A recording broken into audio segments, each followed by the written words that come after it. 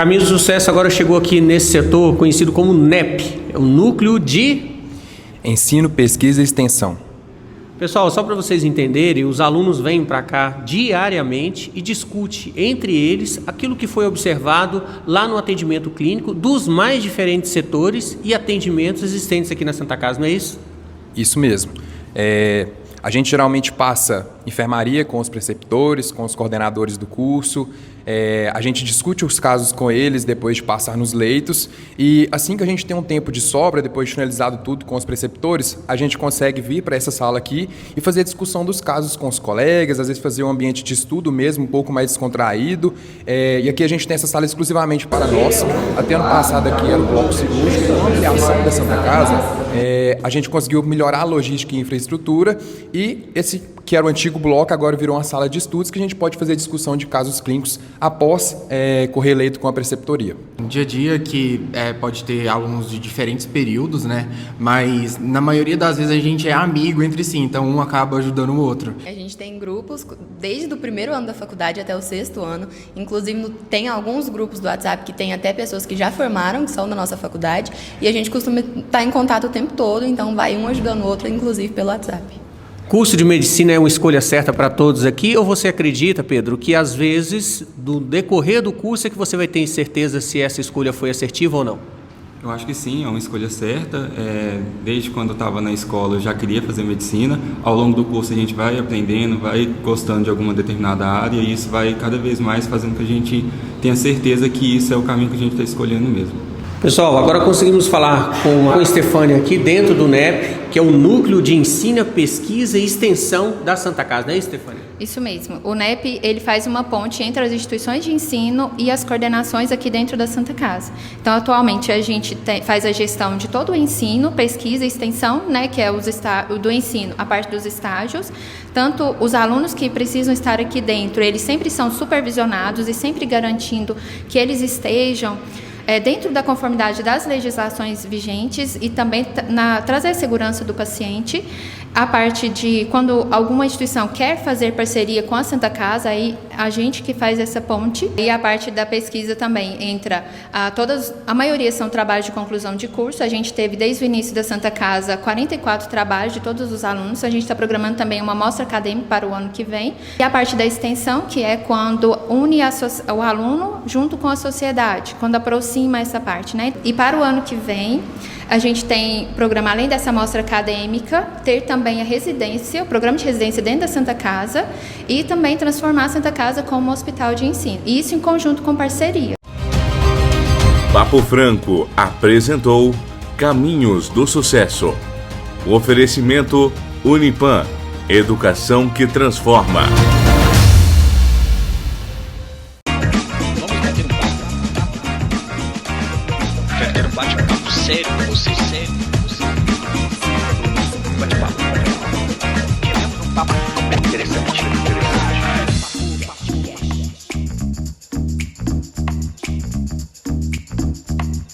De volta em mais um Papo Franco aqui pela NTV, hoje conversando com o Dr. Arlindo Porto. Já faz um tempo que eu venho tentando trazê-lo aqui para o programa. Dr. Arlindo, é um prazer tê-lo no meu programa, finalmente. Um prazer muito grande o meu, Dácio. Essa oportunidade de falar com você, conversar com os seus telespectadores, conversar com os nossos amigos, conversar com aqueles que pensam no futuro de Patos, o futuro de Minas e o futuro do Brasil. Essa é a minha expectativa. Nós vamos falar do passado, do presente, aí nós chegamos no futuro. Doutor Arlindo, eu queria que o senhor me falasse como o senhor começou a carreira aqui em Patos de Minas. Porque o senhor não era, quando o senhor foi eleito prefeito de Patos de Minas, e nós vamos, durante o tempo que nós estamos falando aqui, a produção vai mostrar aquele início, né? Porque nós tivemos lá no Memorial Arlindo Porto um espaço que eu já tive a oportunidade de conhecer, e lá o senhor tem documentado, graças à sua esposa, cada detalhe, né, dessa trajetória até os dias de hoje. Isso eu tenho o maior prazer de receber. Queria que você me falasse, vamos começar pelo Memorial Arlindo Porto, né, a gente pode deixar isso para o final, mas como foi decidir fazer esse espaço para que as pessoas conhecessem não só a história do, né, político Arlindo Porto, mas também da nossa região, porque o senhor foi a maior figura política durante muito tempo do Alto Paranaíba, não é nem de Patos de Minas, sair de contador até um senador da República. Bom, primeiro, talvez fosse oportuno eu enfatizar essa minha trajetória. O memorial marca bem isso. Eu sou um cidadão que nasceu na zona rural, estudou até o 4º ano primário numa escola de zona rural, vim para Patos para poder estudar. Você nasceu aonde? Nasci no Oriado. No Oriado? Distrito do Chumbo, Oriado, pertinho. Uhum. Então, lá nasci e lá fiquei até o 4º ano. No 4º ano eu vim para Patos, fui para o colégio interno em Araxá, estudei 2 anos no colégio interno, que minha família ficava no Oriado, e eu não tinha local para ficar aqui, então fui para o colégio interno. Depois de mais 2 anos eu volto para Patos com mais 2 irmãos. Meu pai constituiu aqui uma residência para nós. E eu estudei aqui na escola normal, concluí o meu curso ginasial, né? Terminei a 8ª série, fui estudar no Colégio da Penha, Silvio de Marco, fiz contabilidade. Concluí contabilidade em 1962. E assim o senhor atuou como contador durante o tempo? Sim, terminei o meu curso de contabilidade, comprei um escritório, tinha um escritório que estava funcionando, entrei nesse escritório, trabalhei 14 anos nesse escritório, diretamente no escritório, convivendo no escritório, mas num determinado período eu entendi que precisava de continuar a estudar. Eu não conformava de ficar parado só no curso técnico de contabilidade. E aí, já quase casando, noivo já, resolvi estudar em Uberlândia. Era a escola mais próxima que tinha, que era Uberlândia. Aqui nós tínhamos só a Faculdade de Filosofia, Ciências e Letras. E fui para estudar em Uberlândia. Estudar em Uberlândia naquela época significava andar 200 quilômetros de estrada de terra. Você saía daqui, passava em Santana, 1972. Terra, daqui em Uberlândia era estrada de terra? Daqui a Araguari. Daqui era... Daqui você ia daqui, Santana, Guimarães, Patrocínio, Monte Carmelo, Estrela do Sul, chegava em Araguari. 200 quilômetros de estrada de terra. É um dia inteiro para chegar lá. E depois, 30 quilômetros de Araguari a Uberlândia, asfalto. A escola na época, a Universidade de Uberlândia na época, exigia 50% de frequência. Então eu ia na quinta-feira, na parte da tarde, eu saía daqui depois do almoço, ficava quinta, sexta, estudando sexta à tarde, sexta à noite, quinta à noite, sábado até meio-dia. Com isso eu tinha 50% da frequência necessária. E fiz isso durante 5 anos. Comecei a fazer ciências contábeis, no meio do caminho eu ampliei para a administração e eu concluí em 1972 o curso de contabilista, o contador, ou contabilista de administração de empresa. E quando o senhor concluiu esses cursos, o senhor resolveu voltar para Patos, o senhor nunca pensou em sair daqui, voltar para Patos e exercer a sua profissão aqui, sempre foi aqui? Eu nunca saí de Patos, eu ia para lá, ia e voltava, minha residência era aqui, nessa altura eu já era noivo, depois eu já era casado, eu já tinha 2 filhos. Em 1972, quando eu concluí o meu curso de administração de empresa, eu tinha 2 filhos. E esses filhos foram ao longo desse período que eu estudei. Eu sentia a necessidade de estudar. Entendia que as pessoas precisavam buscar alternativas. E como o senhor começou na política? O que se deu ao convite para ser, no primeiro momento, prefeito da cidade de Patos de Minas, que naquela época tinha um cargo que durava 6 anos, sem direito à reeleição, mas eram 6 anos. Como foi esse início na carreira política? Primeiro, eu jamais pensei em ser político. Jamais participei de atividade política. Eu era um empresário, contador no primeiro momento, vendi o escritório de contabilidade, entrei sócio na Copav, que a Copav existe aí até hoje. Patos de Minas foi a 3ª cidade em Minas que teve uma concessionária Fiat. Uma delas foi Belo Horizonte, a segunda... foi dono da Copav? Fui sócio da Copav. Gente, a Copav então tem anos, hein? Anos tem. Foi Belo Horizonte, Uberlândia e Patos. A 3ª concessionária implantada em Minas Gerais foi aqui em Patos de Minas. Naquela época, existia um grupo político muito forte, que era liderado pelo senhor Pedro Pereira dos Santos, pelo senhor João Lazinho, pelo doutor Valdemar Rocha Filho, que era genro do senhor Pedro, que foi prefeito da cidade. Mas não se cogitava disso no princípio da minha vida, não cogitava nisso, não estava nos meus planos mexer com política. E na primeira vez que o senhor foi candidato à eleição e foi eleito? Sim, a primeira vez foi eleito. Nossa, naquela época podia ter a sublegenda que chamava. Vai me falando sobre essa gestão, o que o senhor... Porque nós vamos mostrar aqui algumas das obras que o senhor fez como prefeito e que está aí até hoje, foi um legado. No PMDB, que era o partido que eu fazia parte, nós éramos 3 candidatos. O PFL, 3 candidatos. E o PT, 1 candidato. 7 candidatos. Os 7, eu tive voto. O Arlindo, que não era o voto do Arlindo, era o voto dos amigos, dos correligionários, dos líderes políticos. Ganhei, tive mais votos do que os 6 candidatos juntos. Somados. Somados. Como é que funcionava naquela época trazer recurso para uma cidade que não tinha essa visibilidade que tem hoje diante do cenário mineiro? Como era buscar recursos naquela época? Era desafiador como é hoje, já que boa parte desses recursos, né, ficam na mão do governo federal? Hoje eu diria o seguinte, a regra não mudou. O que mudou foi a forma de fazer. Quando eu fui eleito, o que eu procurei fazer? Organizar o município, estruturar o município. A partir daí, buscar oportunidades. E é bom destacar, Patos, na minha gestão, quando eu fui eleito, foi a primeira vez na história que nós tivemos condição de ter um deputado federal e um estadual. O importante é que foi quando eu fui prefeito, eu fui convocado para ser prefeito. Eu fui, entre aspas, me adularam para ser, eu insistiram para que eu fosse. Mas eu já percebi que isso foi... Isso aconteceu durante a carreira do senhor toda. Me corrija se eu estiver errado. Assim foi convidado para vice-governador, nós vamos falar disso já já. Assim foi para ser senador da República, né, quando o senhor foi eleito. E assim foi o convite para ser ministro da Agricultura no país, quando o senhor teve a oportunidade, inclusive, de percorrer o mundo, levando o nome de Patos de Minas para todo o país e para outras partes do planeta. Eu queria que o senhor me falasse sobre as obras que o senhor fez como prefeito. Quem não conhece, eu falo porque eu cheguei em Patos há 6 anos, conheço Patos há 30 anos, mas vim aqui só na época da Fenamilho e passava por obras que o senhor desenvolveu, inclusive uma delas que chama muita atenção, que foi em coparticipação, em conjunto com a população. Bom, acho que primeiro, você colocou bem, eu não vou dizer que eu tenha feito. O primeiro projeto que eu fiz foi trazer o sentimento de patência para a população. O meu antecessor foi o prefeito Dalcio Pereira da Fonseca, que foi um grande prefeito. Patos, naquela época, fez um trabalho com essas lideranças que eu me referi. Foi a primeira vez na história de Patos que nós tivemos um deputado federal e um deputado estadual.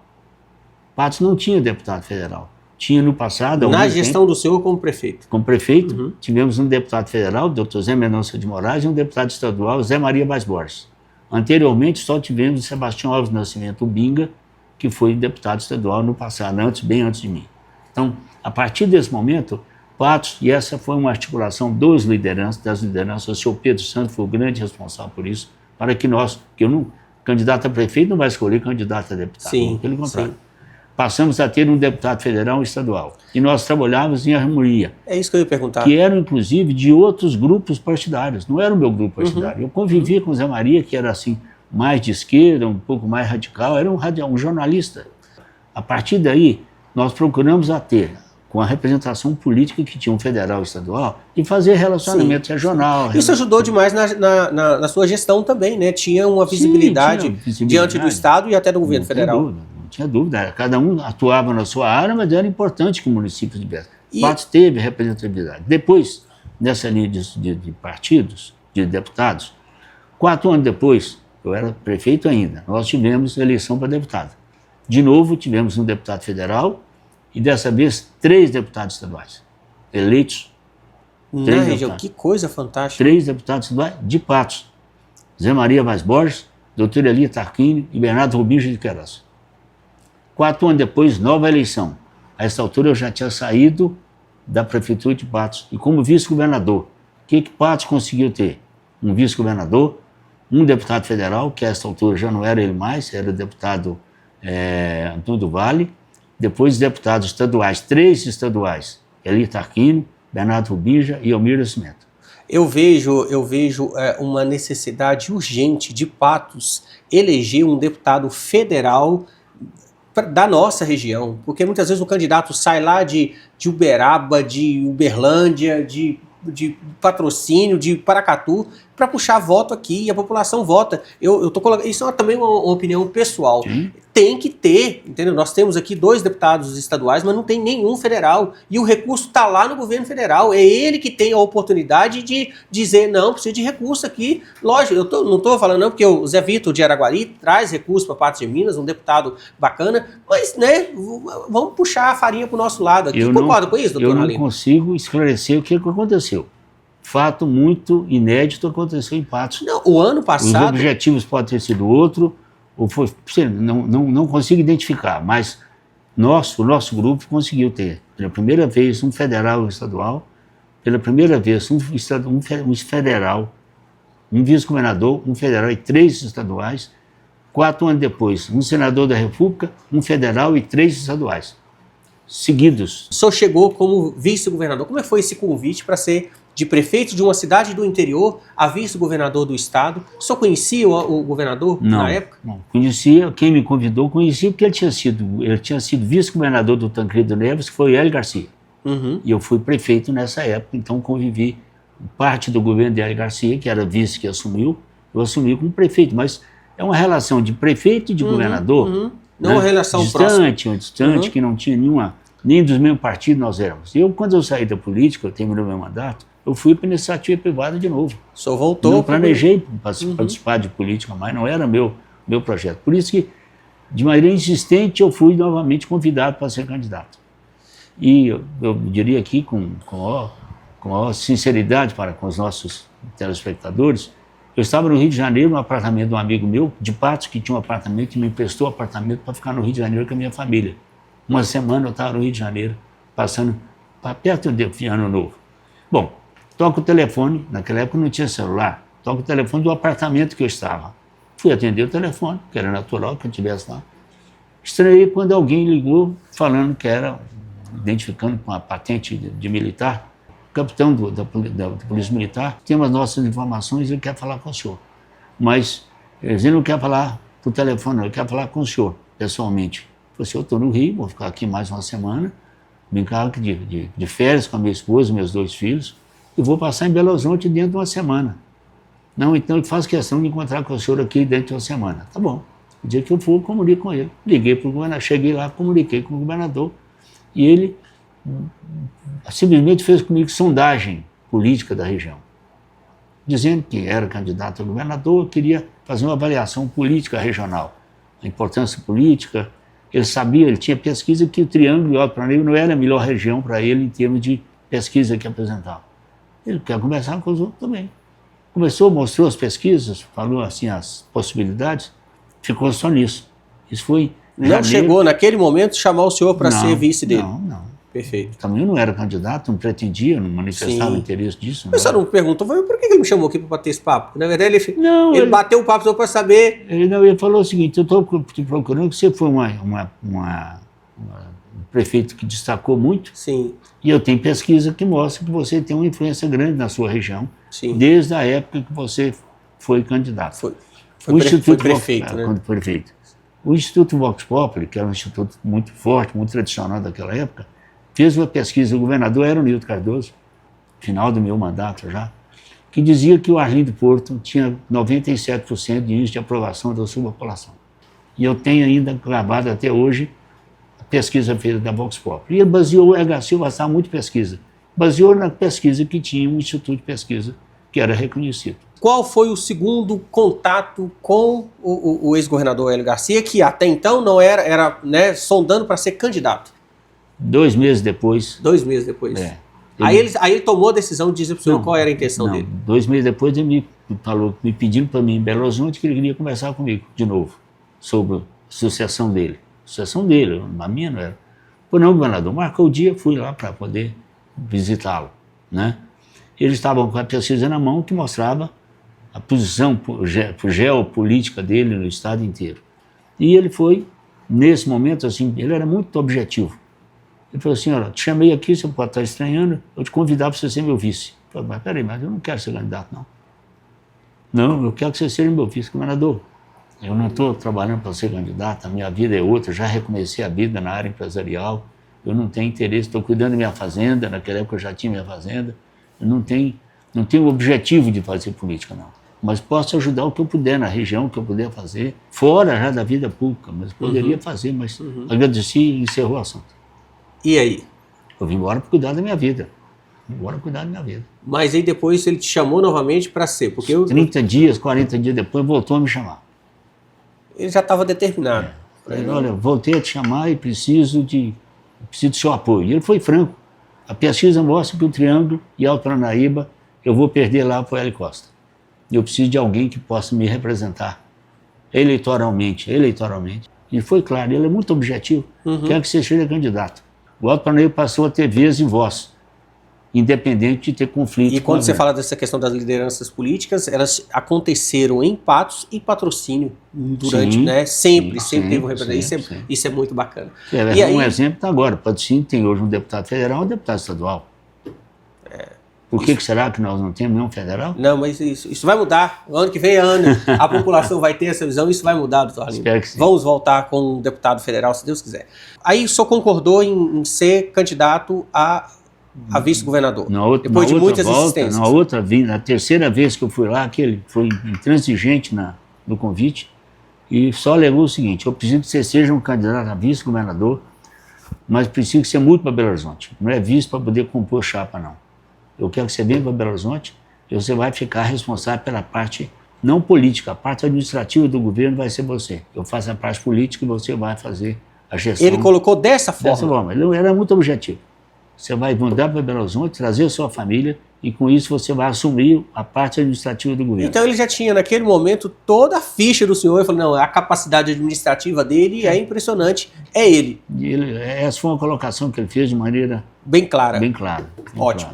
Nós vamos chamar os comerciais e na volta nós vamos falar desse tempo que o senhor ficou como vice-governador, que realmente é uma ascensão muito grande de prefeito de uma cidade do interior a vice-governador do estado de Minas. E aí de fato, o nome de Patos de Minas passou a ser visto não só no estado, mas também em todo o país. Nós voltamos já após os comerciais. Aguardem.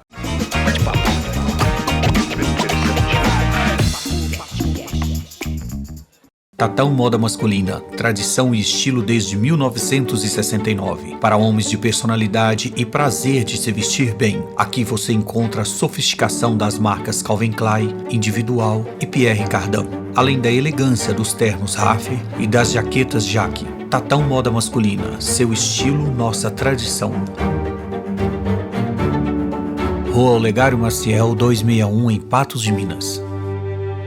Bem-vindo ao Posto V3, o único posto em Patos de Minas onde você abastece e pontua pela Livelo. Aqui você abastece, escaneia o cupom e pontua. E daí? Daí que quem acumula pontos pela Livelo troca por milhas e viaja pelo mundo. Ou se preferir, pode conhecer as belezas do Brasil. Eu não viajo de avião. Mas com pontos acumulados, você pode trocar por combustível em qualquer posto Ali credenciado. Posto V3 da Avenida Padre Almir, onde você agora abastece e ganha pontos na Livelo. Não é sorteio, abasteceu, pontuou, ganhou.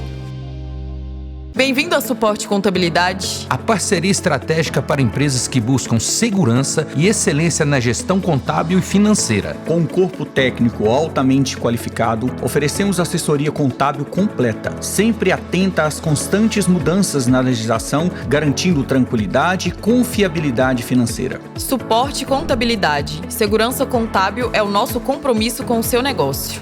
Só na Sorriso, seu sorriso vai brilhar. Os seus dentinhos sim vão encontrar o seu lugar. Com cuidado e amor você vai aprender que cuidar dos seus dentinhos é muito fácil, pode crer. Porque aqui é diversão e magia também. Cuidando dos pequeninos e dos grandinhos também. Só na Sorriso, seu sorriso vai brilhar. Os seus dentinhos sim já encontraram o seu lugar. Sorriso, centro odontológico com atendimento infantil. Porque o seu filho merece este cuidado e você essa segurança. Só na Sorriso, seu sorriso vai brilhar.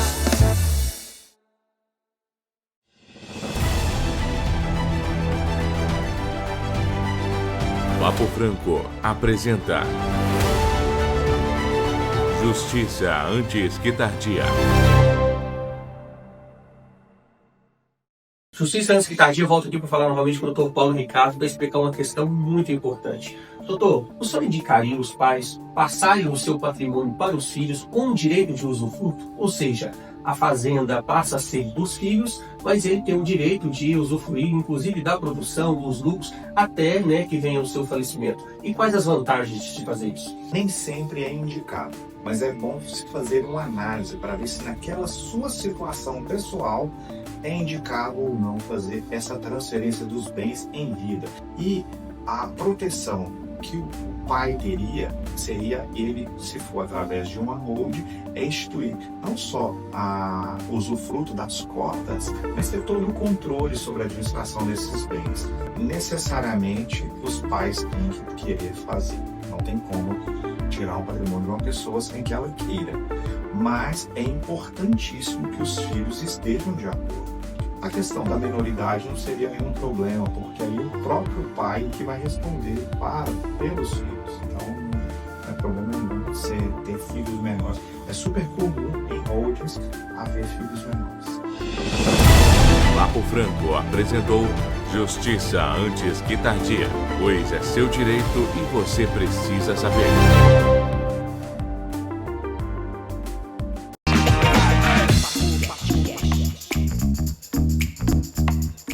Voltamos para o segundo bloco do programa Papo Franco, hoje entrevistando o Dr. Arlindo Porto, esse importante político de toda a nossa região, porque eu não vou falar só de Patos de Minas, mas no primeiro bloco paramos em parte da sua carreira quando falou sobre a sua aceitação como candidato a vice-governador do estado de Minas Gerais, e aí o homem só aceita o convite, vem a candidatura e o homem é eleito.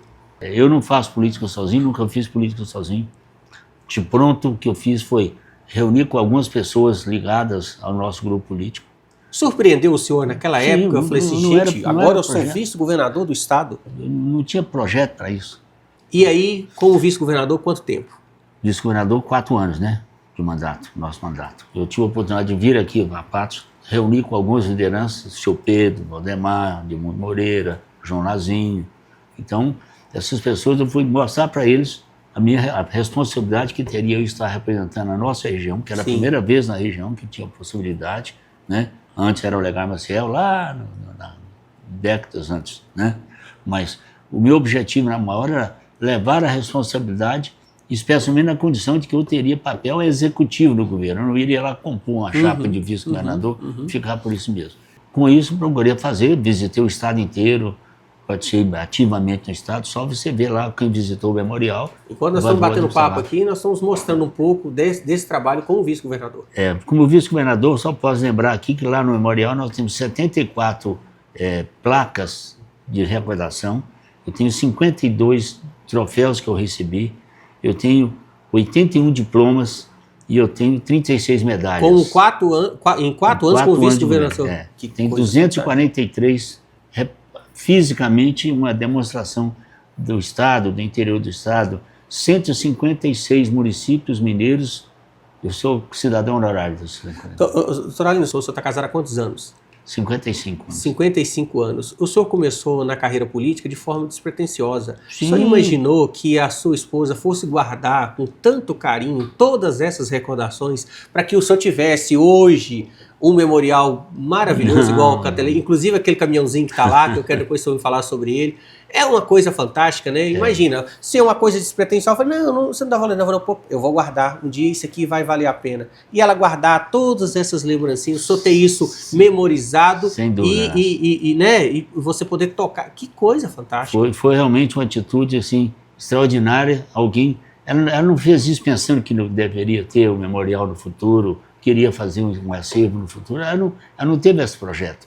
Só que ela é muito organizada, muito estruturada, a nossa vida é estruturada, e desde como prefeito, antes de prefeito, está lá, demonstração lá daqueles pontos que você viu lá como cidadão, você se lembrou da caminhonete, né?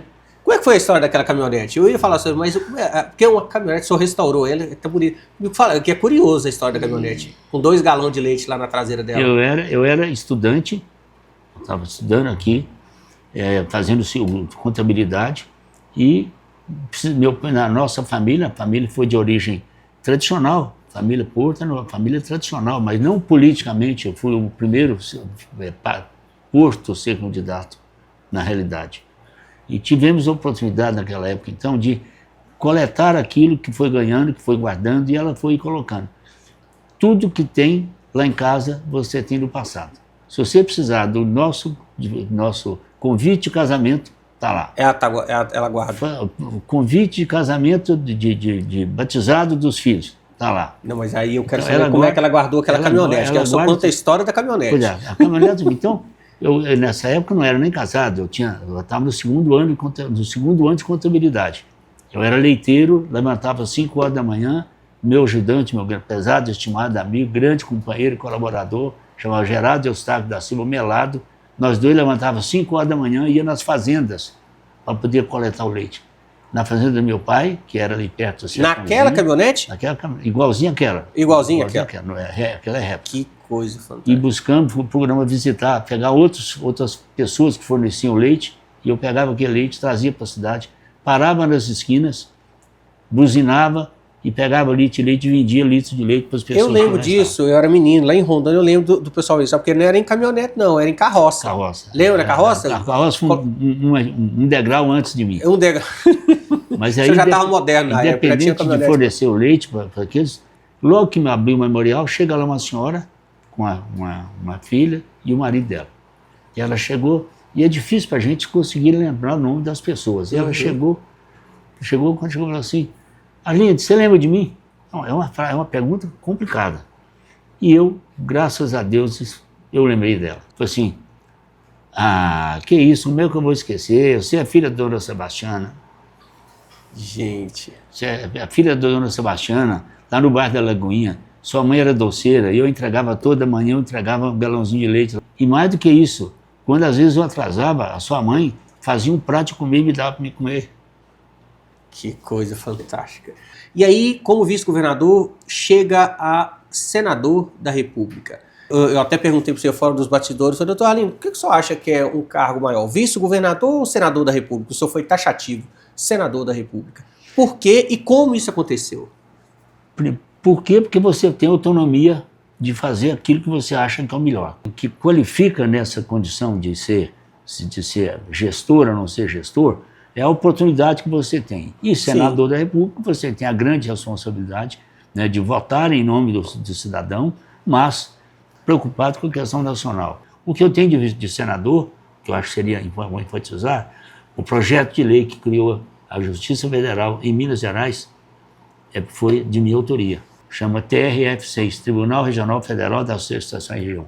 Ao terminar o mandato, aí eu fui intransigente, não quis mais candidatar. Eu não vivo de política, eu não vivo de campanha, eu não vivo disso, eu vou afastar da política e tomei a decisão e realmente consegui, graças a Deus, consegui sair. Não fala graças a Deus não, que o senhor precisava descansar, foram 18 anos de vida pública. Deus me estimulou para me ficar mais próximo da minha família, né, dos amigos e ter mais condição de fazer esse trabalho. E aí, eu queria que o senhor me falasse como ministro da Agricultura, porque como ministro da Agricultura, eu morava em Rondônia naquela época, e eu sou sobrinho do Dalmo Cacheta, daqui de Patos, e aí o Tidalmo falava assim: não, nós temos agora um ministro da Agricultura, é daqui de Patos. Mas era um orgulho tão grande que a população de Patos tinha em dizer que tinha um ministro da Agricultura numa região onde predomina, né, o agronegócio, e você ter um ministro daqui, isso tinha uma força muito grande. E o senhor fez, e eu quero que o senhor me fale sobre isso, como ministro da Agricultura, um trabalho voltado para irrigação. Eu acho que o primeiro é a disposição, é um projeto. Você tinha projeto. Eu assumi o ministério, 2 anos só, mas eu tinha um projeto. Como é que foi o convite para ser ministro? O senhor estava em qual partido? Como senador eleito? O presidente era quem? Fernando Henrique Cardoso. O presidente era o Fernando Henrique. Fernando Henrique. Eu não era nem do partido dele. Fui eleito senador pelo PTB, na composição do PTB. Ele era PSDB. Sim. E ele me convidou para ser ministro dele. E quando ele me convidou para ser ministro, ele foi enfático. Falei assim: senador, o meu convite é porque você, com a experiência que você tem, que eu era da zona rural, sabia qual era, meu perfil, sabia que eu era produtor. A região que o senhor estava também. Eu vou te dar a liberdade de você fazer o que você achar que é o melhor. Nasci na roça, trabalhei de leiteiro, né, sou produtor rural. Como ministro, eu tenho dois destaques que estão lá no meu memorial. Um deles é que logo quando eu tomei posse, eu defini que precisava de apoiar o combate, o apoio ao pequeno produtor, PRONAF. O pequeno produtor não tinha acesso a recursos. Eu mandei fazer um projeto no Ministério, que foi feita a equipe técnica do Ministério, foi feito um projeto no Ministério, levei ao presidente, o presidente sancionou para que pudesse ter a criação do PRONAF. E por isso, eu tenho aquela medalha do Santo Papa João Paulo II. Nós vamos mostrar aqui, foi quando o senhor conheceu o Papa pessoalmente. O projeto do PRONAF, para mim, foi o que há de mais gratificante. Era a oportunidade do pequeno ser assistido, apoiado pelas instituições e ter financiamento. Eu tenho um ponto da vida do senhor que um dia eu comentei com o senhor lá na fazenda. Eu fui num amigo meu e eu vi o tanto que o senhor ficou incomodado com esse comentário que eu fiz. E só ficou incomodado porque faz parte de uma mentira, mas que muitos nunca tiveram a oportunidade de conhecer a verdade. E aí, tendo o senhor aqui no meu programa, quando a SICA foi embora daqui, e o senhor era prefeito ou o senhor era vice-governador? Aí o pessoal fala assim, não, a SICA foi embora porque o Arlindo não deu o apoio que ela queria. E aí, na época, tinha essa questão da isenção de imposto. E o senhor deixou isso claro para mim. Eu quero que o senhor me diga o que aconteceu naquela época, porque sempre houve uma disputa política, né? Patos teve 2 grupos políticos durante anos, governaram a cidade, deixaram os seus legados e tá tudo certo. Então o senhor está aqui no meu programa e diz o que aconteceu naquela época quando a SICA foi embora de forma objetiva. Sim, não, em vez de falar só quando ela foi embora, eu vou dizer por que ela veio. Perfeito. Ela ter ido embora, ela tem que ter vindo. Sim. Por que ela veio? Ela veio quando era vice-governador Arlindo Porto. Primeiro como prefeito, eu como prefeito, fiz a doação do terreno onde é a SICA hoje, de parte do terreno, porque o empresário que fez aquele loteamento cedeu 15 hectares de terreno para a SICA se instalar lá. Onde é a Minas Mais. Minas Mais hoje, perfeito. Para poder produzir, e produziu durante anos. E por isso, pela legislação, quando foi instalado, você tem um período de isenção de imposto. Um período? Um período. A hora para começar e a hora para acabar. Uhum. Você vem, o Estado, você vai pagar tanto de imposto, não vai pagar nada de imposto, você tem isenção. Na época, era isenção completa de ICMS. Você não paga ICMS durante 10 anos ou 15 anos, parece. Uhum. E a partir daí, terminou esse período, você vai continuar mantendo. Me orgulho de estar SICA, hoje a mais está aí, porque na época eu, como prefeito, consegui a liberação do terreno para a SICA. Foi doado para a SICA. Como foi doado para a Rim Metalúrgico na época, como foi doado para a Coca-Cola na época. E são empresas, como foi doado para Patense. Não, e hoje, até hoje, muitos municípios dão essas leis de incentivo para atrair o investimento. O Estado hoje incentiva para que tenha empresa. Sim. O que eu sei da SICA, e eu aprendi a ter grandiosidade de não guardar mágoa, não guardar ressentimento. Eu não guardo ressentimento, eu não guardo mágoa. Eu guardo no meu coração as coisas positivas. O que é positivo eu guardo assim, com muito orgulho. E aí, quando terminou esse período... Quando a SICA foi embora, a que eu tenho conhecimento, ela queria mais prazo para poder dar isenção. O governador era Eduardo Azeredo, e o Eduardo Azeredo legalmente não podia conceder mais isenção de imposto. Eles pegaram e foram embora para Goiás, pegar um incentivo em Goiás. Eu queria que o senhor fizesse uma avaliação rápida, sem citar lado A ou lado B, do momento político que nós vivemos, né? De 10 anos para cá, de 20 anos para cá.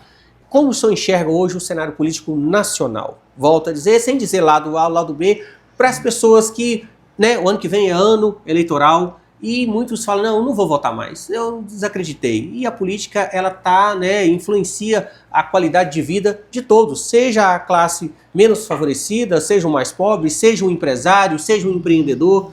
Isso é fato. Então, esse entendimento, como o senhor vê o entendimento do cenário político de hoje? Eu lamento muito o momento que nós estamos vivendo. Está muito mais conflito, confronto, quer seja pela imprensa televisiva, imprensa rádio, redes sociais, infelizmente. Muitas pessoas se acovardam, se resguardam da rede social e falam o que não deve falar. Eu não sou daqueles que manda recado por rede social, como quer que seja. Só tem rede social? Só tem Instagram? Não, tem, o Memorial tem. O Memorial, mas Arlindo Porto tem Instagram? Não, Arlindo Porto não tem, tem o Memorial. Que é de quanto a gente está falando aqui? Eu pedi a produção colocar o Instagram aqui do Memorial. Já que o Arlindo Porto não tem Instagram, eu queria perguntar isso. Não tem. Bom, se tem alguém, pode ter algum aberto, mas o que eu tenho oficialmente é isso. Mas então eu acho, primeiro, essa questão nacional ficou muito conflituosa.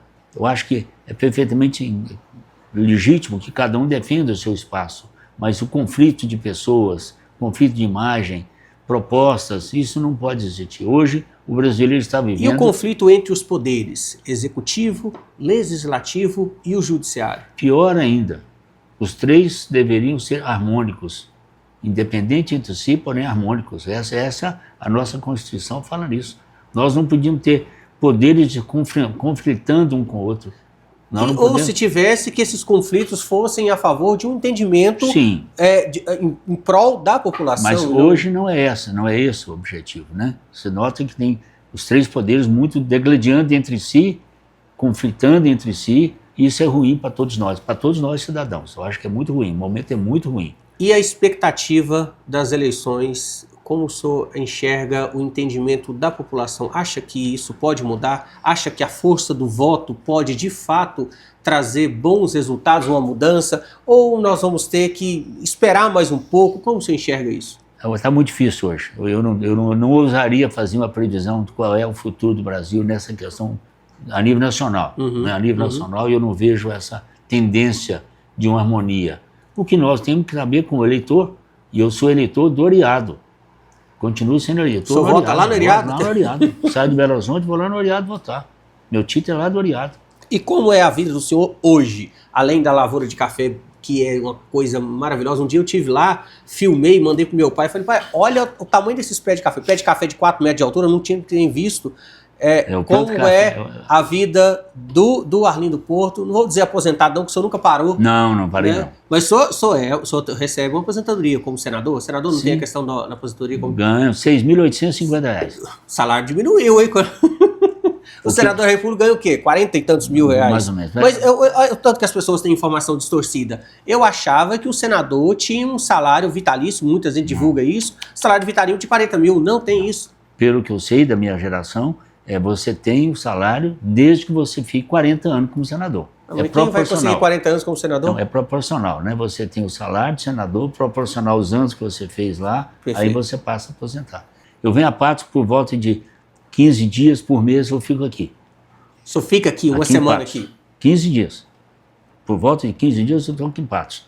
Antigamente, até o falecimento da minha saudosa mãe e meu pai, que nós tínhamos uma casa na Avenida Getúlio Vargas, hoje a nossa família, juntamente com outro sócio nosso, nós temos aquele prédio onde é a Caixa Econômica Federal. Nós temos um sócio de 50% do prédio. Os outros 50% do prédio são todos os nossos irmãos e netos e sobrinhos.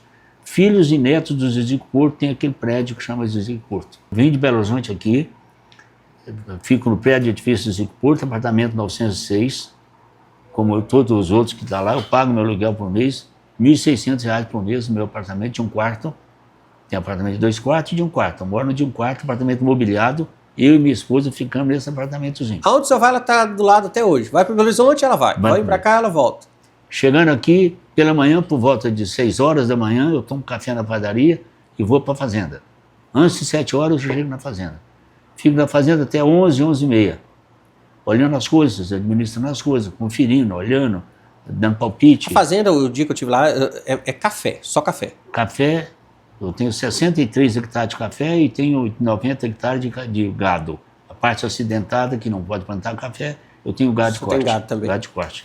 Então, essa é a minha rotina de vida. Vem para aqui, em 1972 eu comprei minha fazenda. Em 82 eu fui prefeito. E a minha fazenda está a 15 quilômetros daqui. Da 1 às 6 da tarde eu estou no memorial. Tendo o prazer de receber os amigos, receber as visitas que estão lá, que para mim tem sido muito importante, muito... E a minha vida é essa. Depois de 15 dias eu vou para Belo Horizonte. O que eu procuro fazer? A parte administrativa da minha fazenda toda é feita por lá, os pagamentos, os controles financeiros. Não mexo nada de política em Belo Horizonte, não mexo em negócios nenhum em Belo Horizonte. Meus negócios de lá eu administro aqui. Então eu tenho um filho com três filhos, 2 filhos e uma filhinha, caçulinha de 1 ano, e tenho minha filha, que é casada inclusive com o Marco Antônio, que é daqui de Patos, que tem um filho de 14 anos. Então a minha família, eu dedico lá a minha família, e de lá eu administro a minha fazenda. Fantástico. De lá eu acompanho o memorial. Quem entrar no memorial agora, por aqui eu estou vendo quem entrou. Bacana. Quem chegou na minha fazenda, enfim, atividades que a gente tem do dia a dia. Vou comentar o memorial aqui antes de nós encerrar. Queria convidar você que não teve oportunidade de visitar o memorial, é um orgulho muito grande. Lá está uma prestação de contas da minha vida. Lá não tem outro objetivo do que prestar conta da confiança e do apoio que eu recebi de vocês. E principalmente retribuir aquilo que minha mulher faz com tanto carinho. Guardar tudo aquilo não é brincadeira. Vou numerar. Placas, nós temos 263 placas colocadas nos painéis. Eu tenho 235 troféus que estão colocados nas prateleiras. Eu tenho 117 medalhas colocadas nos painéis. Eu tenho 459 diplomas que eu recebi ao longo dessa minha vida toda. E 1.064 ao todo. Cuidar disso tudo não foi brincadeira. Fora a quantidade de imagens, fotografias. Sim. colocadas lá com um cuidado incrível, com qualidade. Você consegue, né? Às vezes reconhecer. Tem gente que vai lá e fala assim, conheço isso aqui, esse cara é meu primo. Mais de 5.000 fotos tem lá escaneado. Olha, você não imagina a Qual alegria. o nome da esposa do senhor? Eu quero mandar um abraço. Maria Célie Porto. Dona Maria, você sabe que o sucesso, né, de tudo que o Dr. Arlindo fez na vida se deve à senhora. E é de fato, né? Seria bom, talvez, aqui eu quero render o meu agradecimento às pessoas que apoiaram tanto a Maria Célie ao longo da minha vida. Ela foi presidente do Servas em Belo Horizonte, recebeu recentemente uma medalha do Servas com reconhecimento de ter sido presidente. Ela foi criadora do Proman aqui em Patos. 166 municípios mineiros implantaram o Proman, que é daqui de Patos. E eu quero agradecer a todos dos bairros que apoiaram, que ajudaram, que fizeram mutirão conosco. O mutirão é algo extraordinário, o povo fazia para ele, e sempre nós recebemos visitas lá que nos deixam emocionados, das pessoas relembrar daqueles momentos, daqueles dias que nós passamos juntos. A nossa lagoa, bonita como é hoje, foi inundada quando eu assumi a prefeitura. O esgoto de Patos todo era jorrada na Lagoa Grande. Eu consegui a lagoa virou ponto turístico. Ponto turístico. Na minha época, eu me recordo, só duas informações. Nós conseguimos fazer 407 quilômetros de rede de esgoto. Patos não tinha rede de esgoto. Eu posso te dizer só o seguinte, é que na época que nós fizemos o trabalho de esgoto, são 407 quilômetros de rede de esgoto, 1.200.000 metros quadrados de asfalto. Os bairros da cidade não tinham asfalto. E foi feito. E a partir daí a prefeitura baixou um decreto na prefeitura, uma lei da prefeitura aprovada na Câmara, que todo loteamento novo teria que ser com infraestrutura. Até o que estava ali a prefeitura fez. Não ficou uma casa sem água, luz, esgoto e asfalto. Eu diria assim, a alegria que eu tenho de minha família, meus irmãos, minha família, esposa, Maria Célia e meus filhos foram muito complacentes de ficar longe do pai, o pai não dá o carinho que precisava o filho, porque a vida pública exige isso, que você não esteja presente, né? Então eu fico muito orgulhoso, mas tem muito a agradecer às pessoas, o carinho das pessoas, até hoje, os carinhos que eu recebo, a convivência das pessoas, isso me enche de orgulho. E por isso, quando vai alguém visitar no memorial e relembrar os bons momentos que nós tivemos, são muitos alegres e bons momentos que nós tivemos. Nós chegamos ao final do programa. Eu vou pedir que encerre esse programa com imagens do memorial. Quero agradecer de novo a presença do senhor. Obrigado demais. Foi uma luta, mas eu consegui trazer o senhor aqui. Prazer, obrigado demais. Parabéns por toda a trajetória. Muito obrigado. E encerramos o programa de hoje com as imagens do Memorial Arlindo Porto, aqui na Avenida Fátima Porto, número 2321. 2321. Ficamos por aqui. Fiquem todos com Deus e até o próximo programa.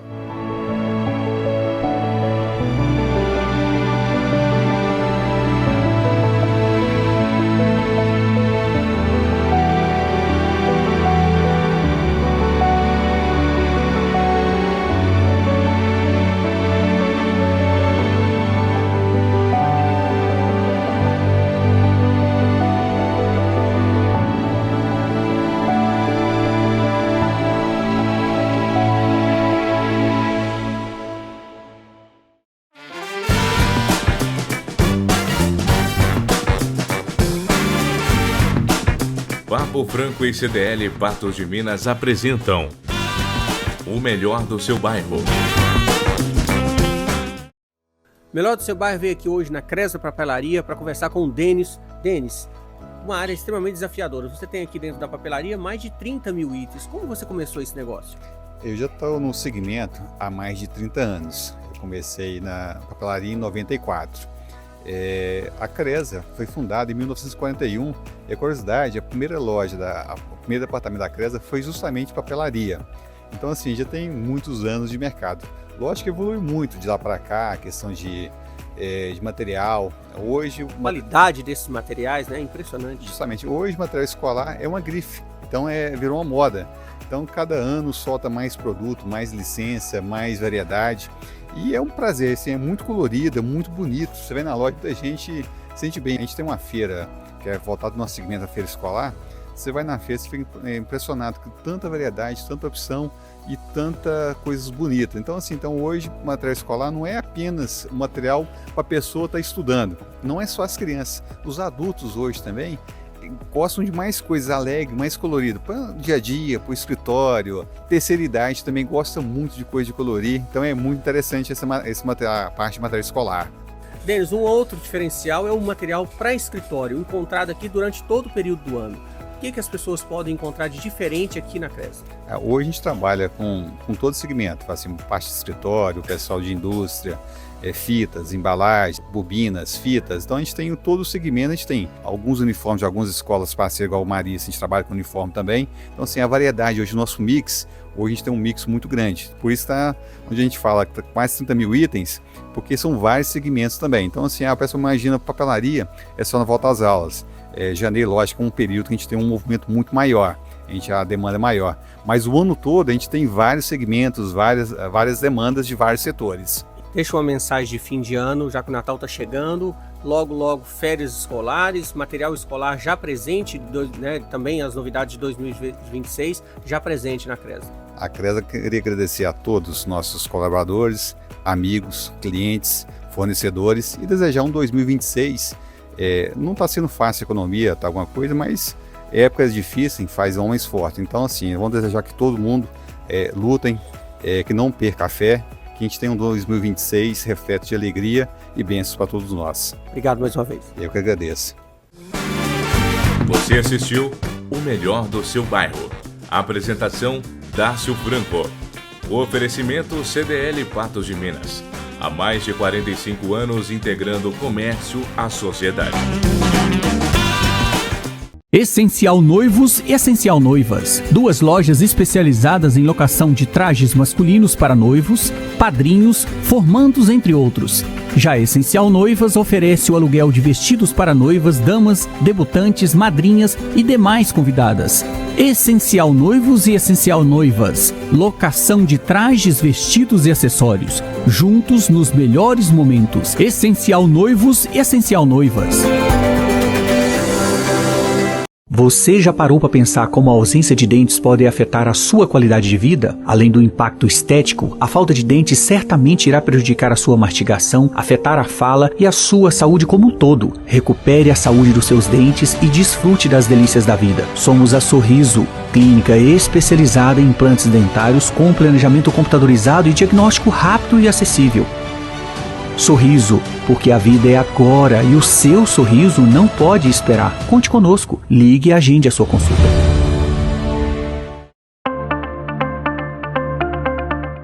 Papo Franco convida novamente a doutora Paula Amélia aqui no estúdio para falar sobre saúde bucal e dessa vez sobre lentes de contato, a polêmica das lentes.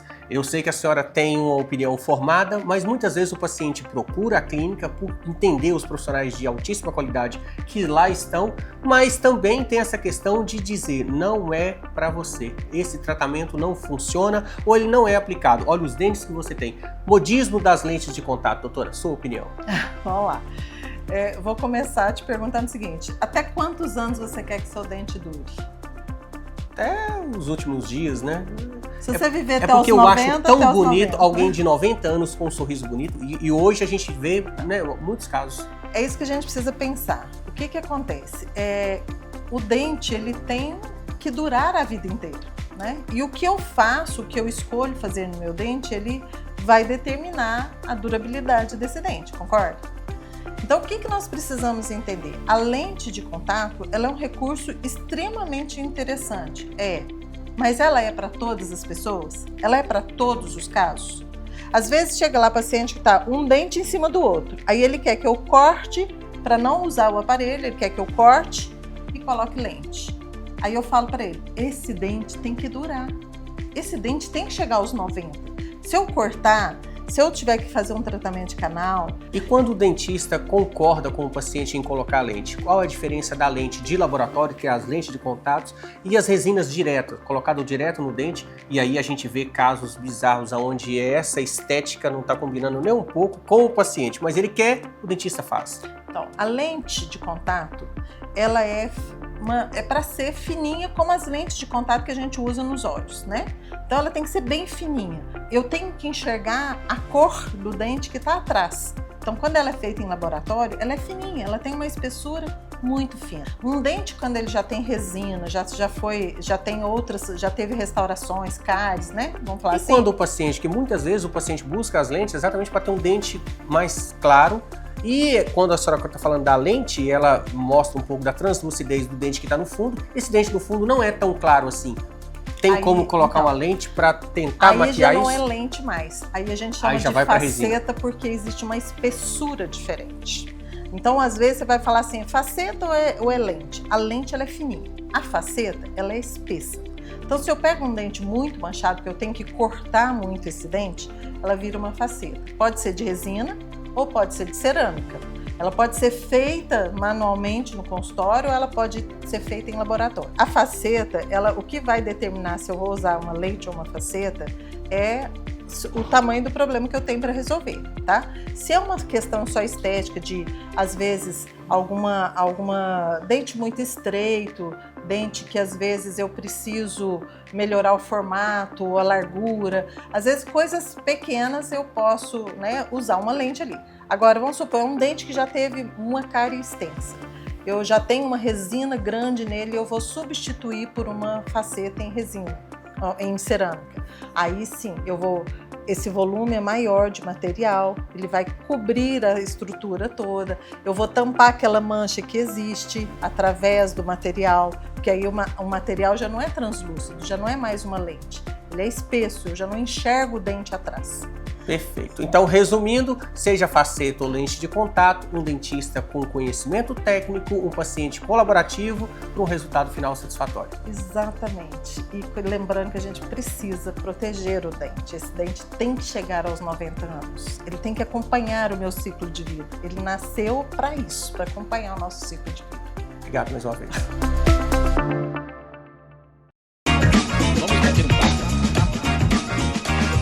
Quer ter um bate-papo sério com você, sério?